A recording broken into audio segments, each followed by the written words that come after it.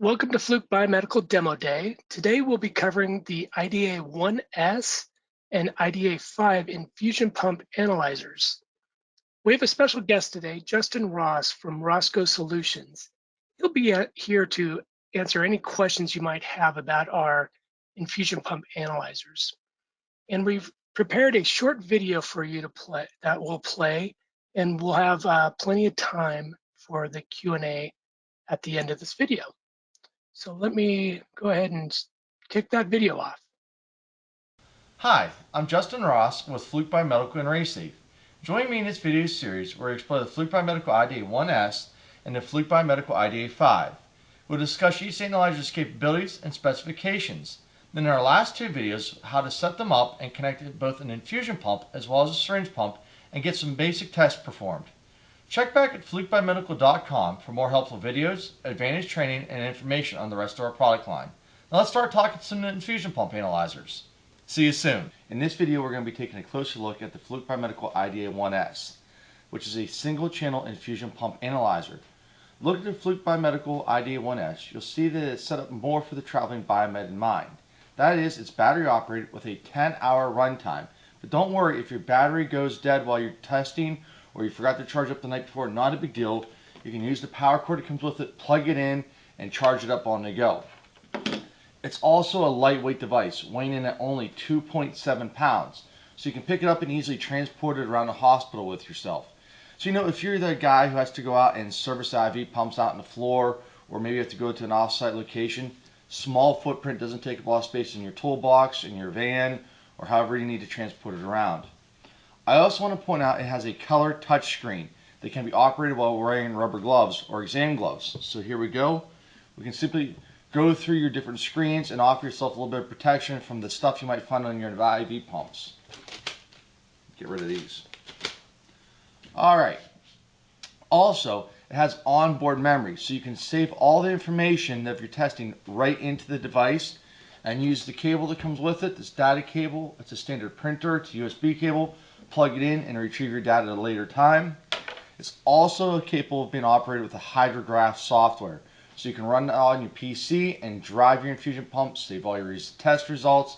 Awesome device, way to go. Even though it's a single channel infusion pump, you'll notice that there's two ports on this side. One is for the occlusion and one is for flow. And then this side is your drain port. This is an important port to remember.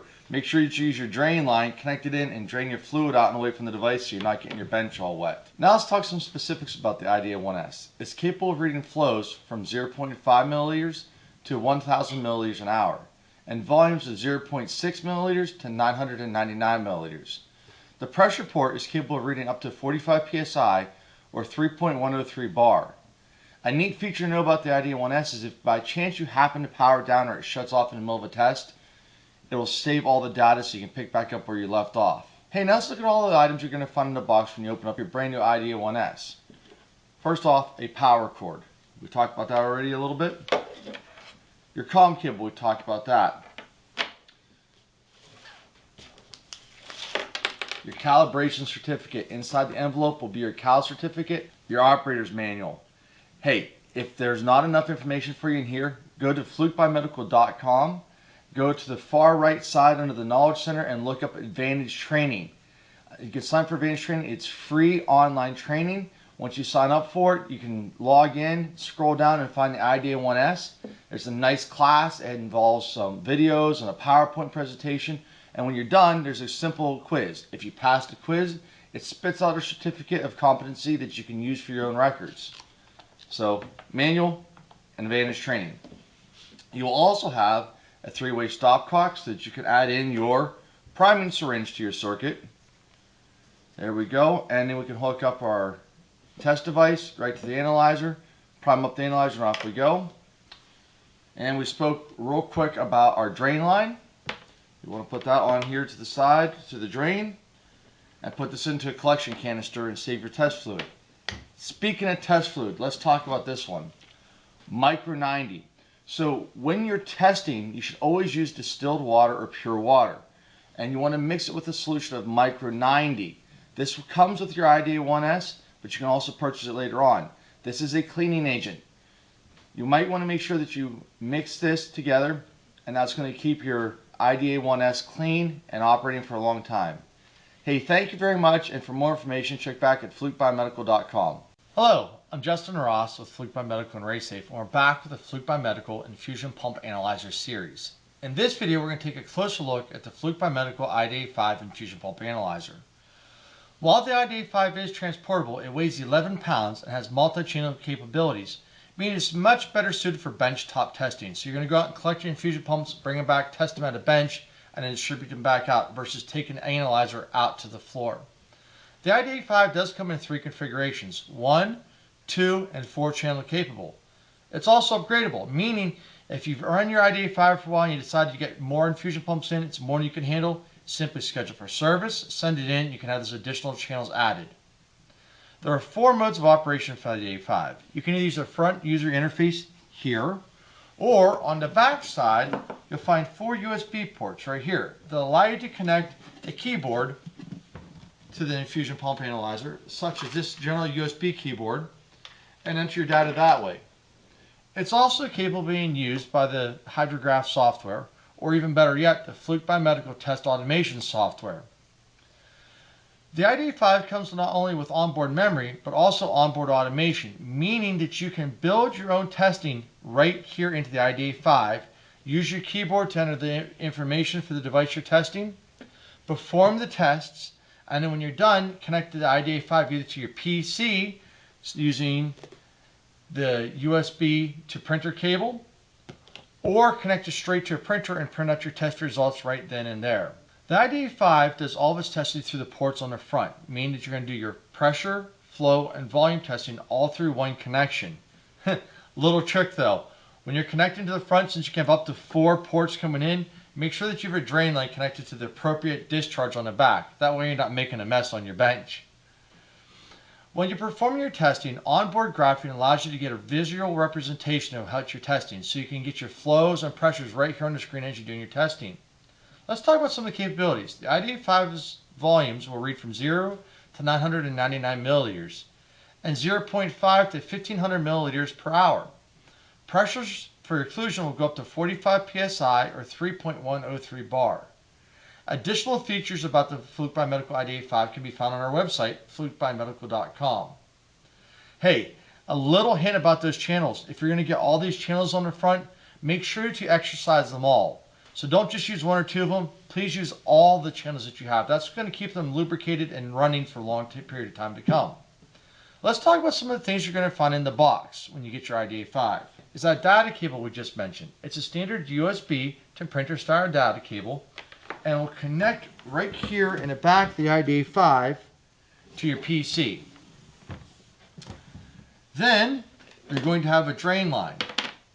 You'll need this drain line. You'll need 1 drain line per channel. So if you have a 4-channel infusion pump analyzer, you're going to need to have 4 drain lines, and these will run to standard collection canister.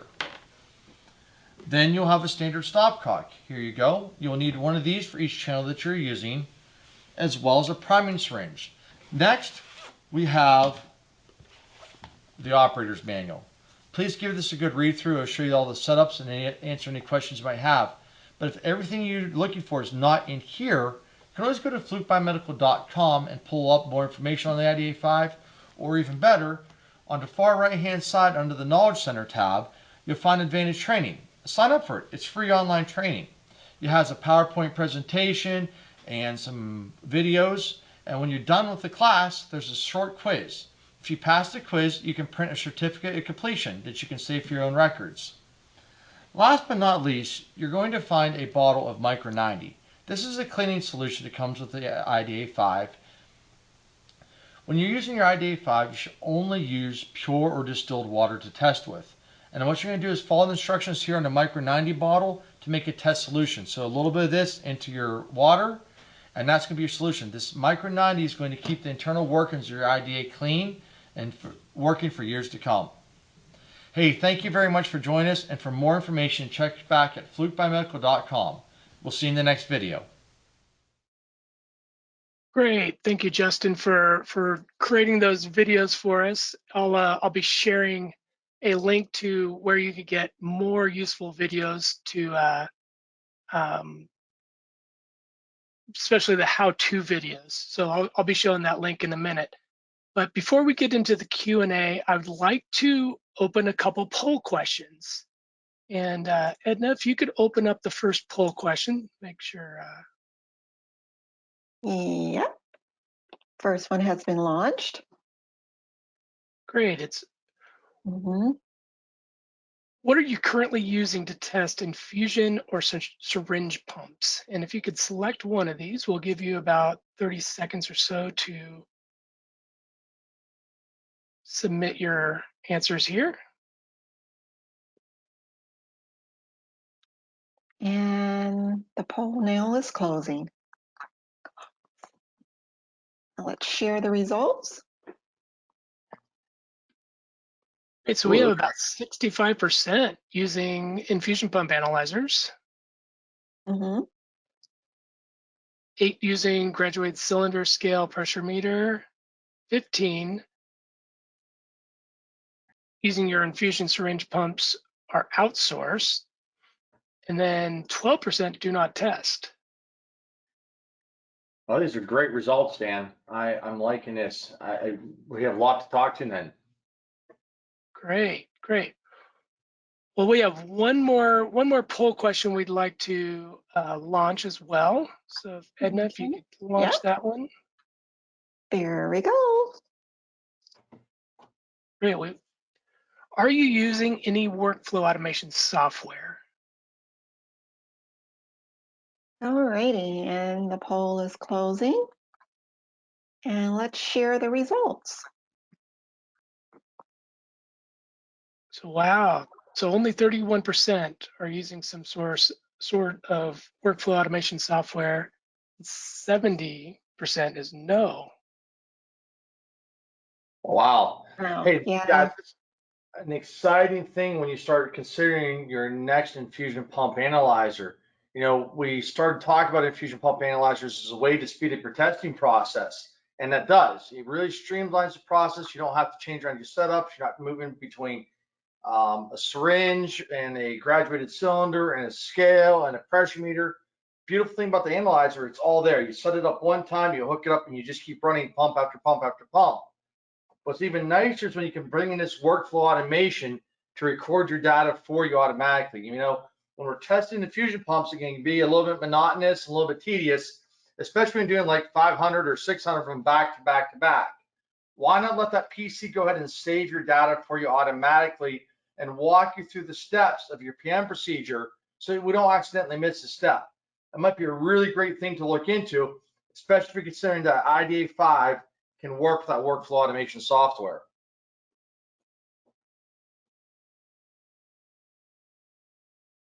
Uh-oh, I think I just broke the computer. No, I think we're good. Well, let's go ahead. We've been getting some questions in, and I think it's time to go ahead and get some of these answered for the Q&A session. And if you have any questions, remember to use that questions window to address any questions that you may have. But Justin, the first question is, what is the acceptable error margin when measuring the volume and pressure of an infusion pump? Oh, that's a great question. And this is one of those ones where we've had to talk about a few times. You really need to have your service manual with you. You need to go back and open up that service manual and see what the procedure is calling for, because it's going to vary from pump to pump to pump, syringe pumps versus infusion pumps. So you're going to want to look at that service manual. And that's another great thing to go back to that workflow automation. You can put all that data right into your workflow automation so it's there for you the next time. You don't have to try to remember or go pull up the service manual. It's right in there. So that one, you really do need to have your service manual and go back to see what the manufacturer recommends. Great, thank you, Justin. And another question here, and I'm trying to read this. Who's supposed to calibrate those analyzers and how often? I think where should they be calibrated? The analyzers, and how often? Referring to our infusion. Okay, that's a good question. So if we're talking about the Fluke Biomedical analyzers, we recommend an annual calibration on them. You know, you're measuring your flows, volumes, and pressures, so we want to make sure those are good and accurate. Now, something to keep in mind, if you need the dates changed here, we do recommend that you send it back to Fluke Biomedical to have that calibration done at our metrology center. But here's a neat little secret that you might not realize. If you purchase a brand new analyzer and you look at the warranty on it, it's good for 1 year. But if you send it in for calibration at the end of that first year, it extends your warranty for a second year. So you can actually get a 2-year warranty on your Fluke devices. Great, thank you, Justin. And then I have another question here from the audience. Do I need to prime after every test? Oh, another great question. So back in the day with the ID4s, you did. But with the ID5, we've repaired it. So now once you prime it up, you should be good to go for a while. So once I prime mine up and I start my testing, I just take my priming syringe off and set it off to the side so you don't need as much anymore. Now the ID1S is a different story. With the ID1S, remember we have 2 ports coming in, one for flow and one for occlusion. So what some of my customers like to do is they like to hook up one test set to the flow port and one test set to the occlusion port.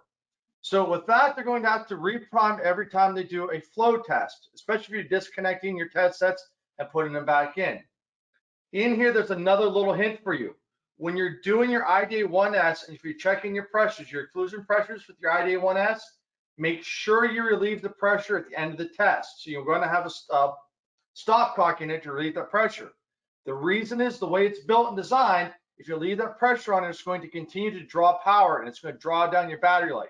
So do your occlusion test, open up that ball valve and relieve that pressure before you go to your next flow test. So IDA5, no. Prime it once and you should be good to go. IDA1S, yes, if you're going to be changing back and forth between your pressure port and your flow port. So there you go. Great, thank you, Justin. We have another question that is a good one.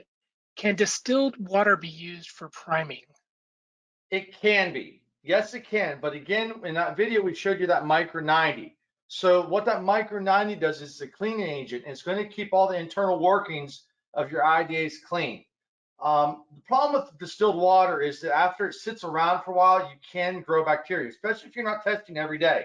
So you might be opening up your distilled water. You're going to use a portion of it today. Then it might sit on the shelves for a while.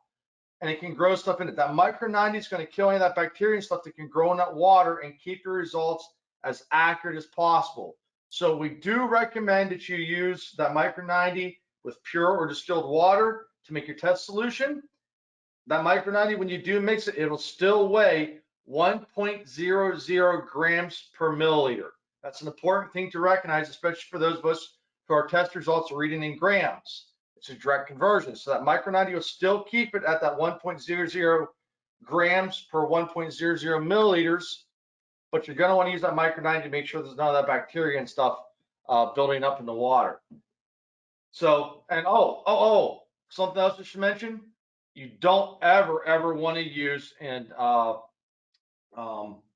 IV solution, you know, like a lactated ringer or sodium or any of those other types of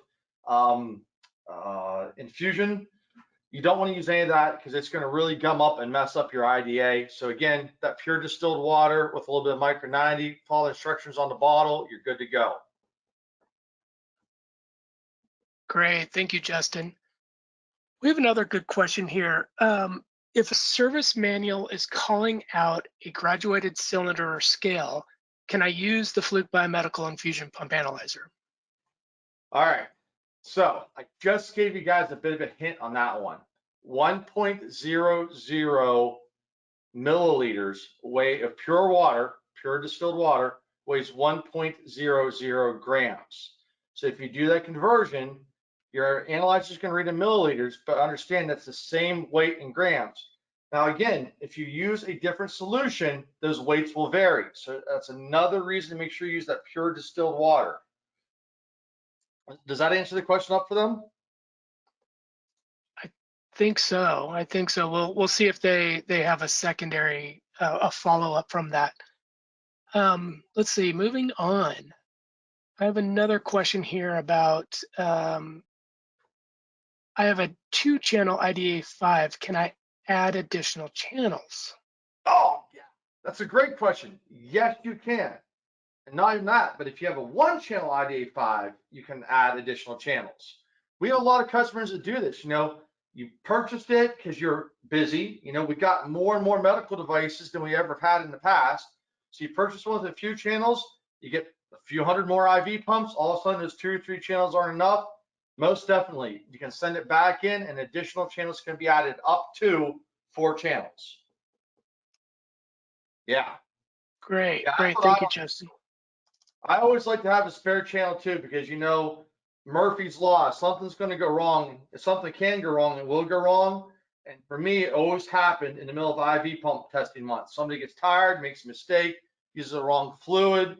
Or for us, we used to travel a lot, and we had an infusion pump analyzer freeze, literally frozen a truck, and a channel broke. By having a multi-channel analyzer, we were able to grab the next channel and keep on a trucking, and we never had any downtime. So yeah, you most definitely can add additional channels. And like I said, I always like to have just that one spare channel just in case something happens. Great. I think we have one more question here.